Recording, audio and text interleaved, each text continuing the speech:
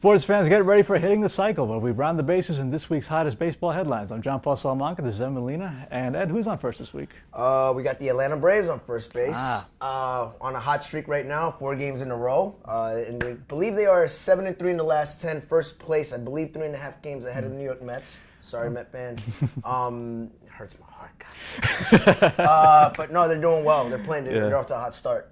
Yeah, I think that the Braves are really starting to look a little bit like the Braves of the '90s, where they're not quite at that super dominant level yet, but 7-3 start for the first month. That's something to talk about. So who do we have on second this week? Well, now we have Chicago Cubs pitcher Jeff Samardzija, who is 0-2 despite a 1.53 ERA, and he's been getting some advice from Matt Garza that if he wants to win anything, he should consider leaving Chicago. Well, yeah, he told him pretty much don't let his record affect his performance. Considering he's a free agent in 2015, it's pretty good advice that his friend's giving him. His friend actually got paid. He's in Milwaukee, so Garza's doing okay. He gave him actually pretty good advice. The Cubbies need to re-sign this guy. As Bloomberg Businessweek has stated, they're one of the worst run franchises as far as bang for their buck. They have to keep this guy some way, shape, or form.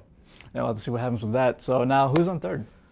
You want to talk a little pine tar? I think the Yankees Red Sox. A lot happened this weekend. Yeah, the Yankees did take 2 out of 3, which is great personally from a Yankees fan's point of view. But yeah, the Michael Pineda pine tar incident really did mar a lot. It was Keystone Cop bad.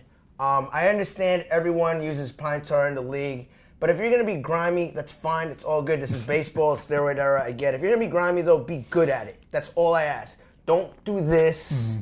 Don't be blatant, because otherwise you're going to get called out like this. 10 games is pretty good suspension for what he got. Right, and I'm not going to argue about anything of what he did, because, obviously cheating is cheating. You got to call it what it is. But I think it is kind of funny that considering the timing of it, where it happened during the Yankees-Red Sox series, how, I got to bring up the pine tar incident that happened in the World Series with the Red Sox. That was also kind of an interesting parallel. I feel like that's haterism, but let's move on to home plate. Let's just move on to home plate.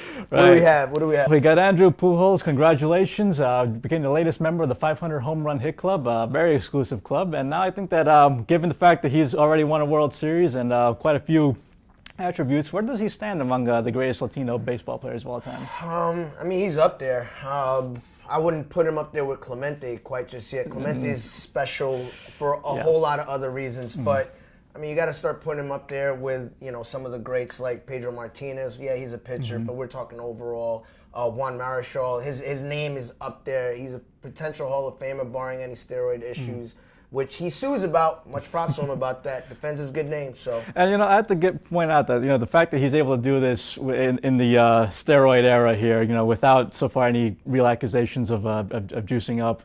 I think that also speaks a big testament to his skill level. This is obviously a player who we're going to see him in Cooperstown one day. Absolutely. And that wraps up this edition of Hitting the Cycle. Remember to tune in next week for more, and to continue the conversation, remember to log in to LatinPost.com.